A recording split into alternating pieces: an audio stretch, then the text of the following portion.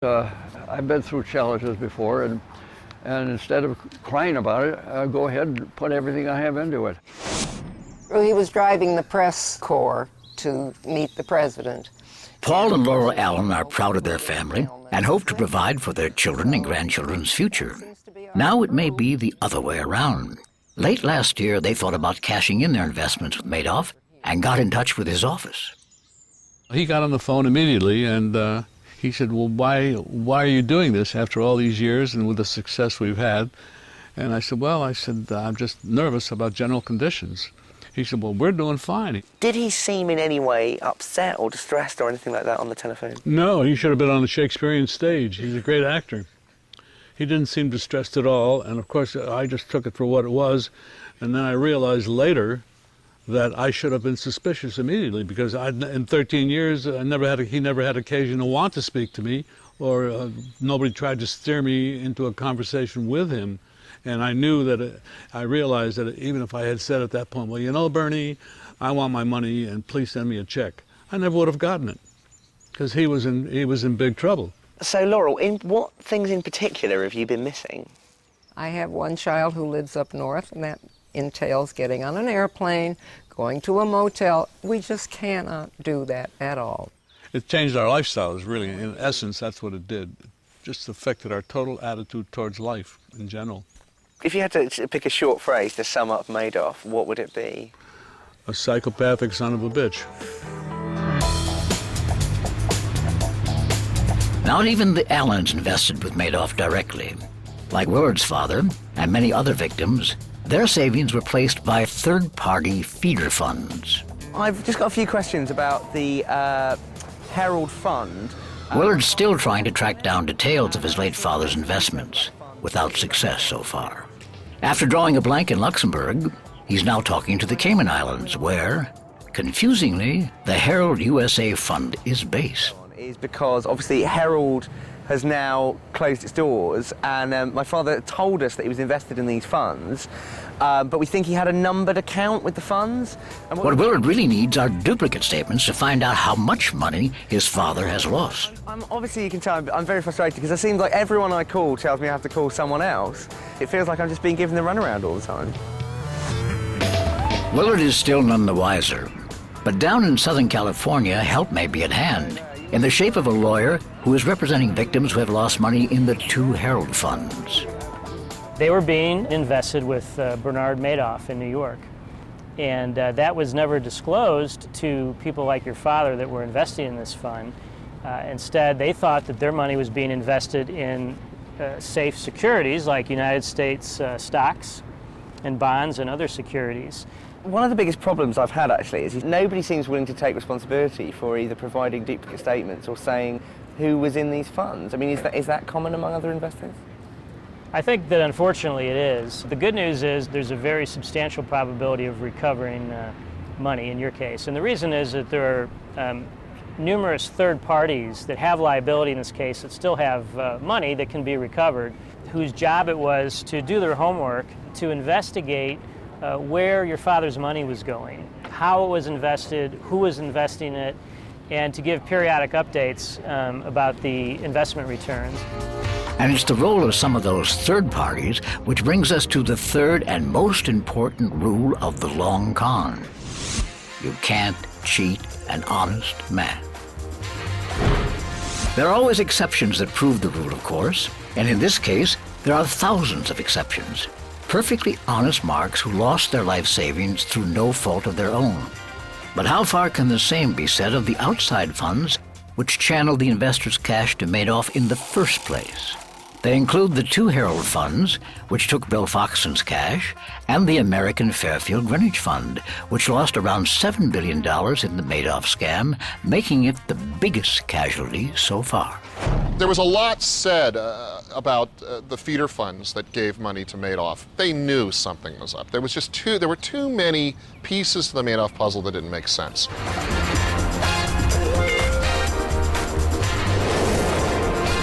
It's not as though the Ponzi scheme was a new crime. Boston, Massachusetts. In the 1920s, this was the home of Charles Ponzi, who gave his name to the Ponzi scheme. He told his marks that he would make them a fat profit trading in postal coupons. But just like Madoff, he wasn't buying and selling anything. The scheme brought in so much money that one minute Ponzi was penniless. The next he was able to buy this luxury home in a Boston suburb outright. Mark Mathosian is a fraud investigator who has studied Charles Ponzi and has brought several Ponzi fraudsters to justice. Charles Ponzi, in the height of his fraud, brought in vast amount of money.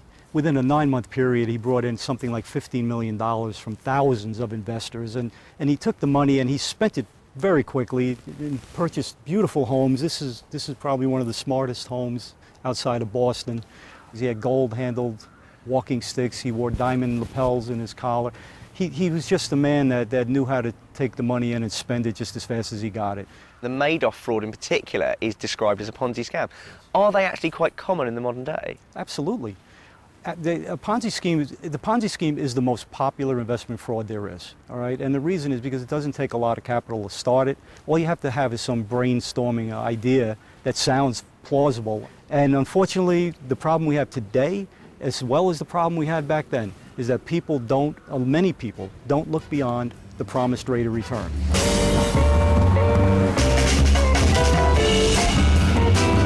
Bernie Madoff needed more and more money. So he ensnared another wealthy group of marks to keep his Ponzi scheme going. Madoff took it even one step further, which quite frankly was brilliant, and went to the charities. Forensic accountant Ken Yormark investigated what at the time was the biggest Ponzi scheme America had ever seen. He knows just how useful charities are to Ponzi perps. Now, if I'm a charity and I have $100 million and I give it to an investment firm, I'm never going to want to see that money again. I don't want that principal back. I just want to be able to fund my endowment and know that I'm going to get a stream of income over time that's going to allow me to do the kinds of things I want to do with my charitable organization. The list of charities reads like a who's who of Jewish philanthropy. The highest profile was the humanitarian foundation set up by Nobel Peace Prize winner Elie Wiesel. It was cleaned out of all of its $15 million worth of assets. When it came out that he had screwed over Elie Wiesel, that was the one that absolutely got to me. This Nobel laureate who had survived the Holocaust, and this man had stolen all of this man's money. Talking about affinity crime, how more sociopathic do you have to be? But some charities were smarter than others. I'm on the board of a Jewish charity, and I'm on the investment committee thereof. And every year, the name Madoff and Madoff's fund would come up for consideration. And I would ask, well, what is Mr. Madoff's strategy that earns these, wonderful, consistent returns with so little risk? And I was told it was actually a split strike conversion strategy. And I said, split strike conversion? That's interesting. I've never really heard of that. Can you tell me what that's all about? And they say, well, no, not really. It's a secret strategy. And I would say, well, no problem. Can we get Mr. Madoff in here? Maybe he can tell us more about it.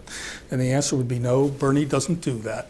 And we never invested with him. Why do you think that question was not asked by other foundations, charities, individuals? I think because they were not sophisticated. I think when they heard split strike conversion, they nodded their heads. Oh yes. But I think virtually every sophisticated investor looked at Mr. Madoff's performance and did a little bit of due diligence and a little investigation. Mr. Madoff did not invest with him. One sophisticated investor who did do a little investigation was James Hedges. In fact, it only needed a little investigation for his suspicions to be raised. When I went to see Madoff, it was made very clear to me that he was an important man who didn't have a lot of time and certainly wasn't used to answering a lot of questions from people conducting due diligence. How quickly in the meeting did you start to think something was amiss? It literally took me less than 15 minutes to know that something was wrong with the Madoff situation. He wouldn't let me meet his traders, he wouldn't let me meet his financial officers, he wouldn't give me access to audited financials. All of these things individually are enormous red flags, and he only, under duress, really answered my questions after I would poke and poke and poke. When hedge fund manager Suzanne Murphy investigated the possibility of investing with Madoff, she examined a number of share transactions at random. If Madoff was buying a security, he had somehow managed to purchase it close or at the low of the day. And if he was selling a security, he somehow always managed to sell it at the high or close to the high of the day.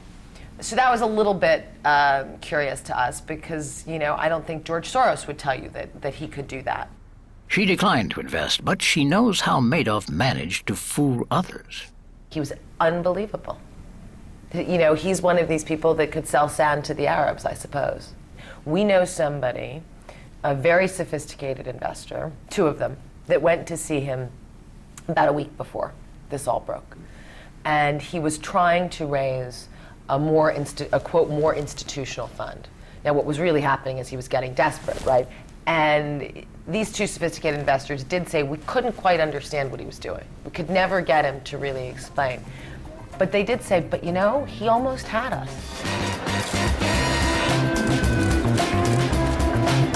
Madoff's confidence was such that very few people thought to inquire who his auditors were. Those who did were in for a shock, as Willard's about to find out. He nipped up to see where the auditors of one of Wall Street's bluest chip firms were based.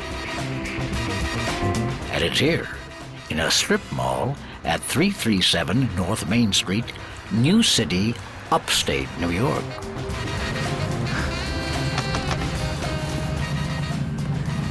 It's absolutely tiny. It's like a cupboard. It's like a 10 by 10 at most. I can't believe this is the auditor for a multi-million-dollar organisation. It isn't anymore, and David Freeling is unlikely to be back in business anytime soon. In March, he was charged with 6 counts of securities fraud. The firm has shut up shop, and the offices are up for rent. But if the smarter guys on Wall Street were suspicious, why didn't they tell anyone? I did actually warn a number of investors, and in talking to investors, they would either take our advice or they would really desperately want to believe something that was too good to be true was that good. People want to believe that they've got access to a money machine, a money tree that they can shake.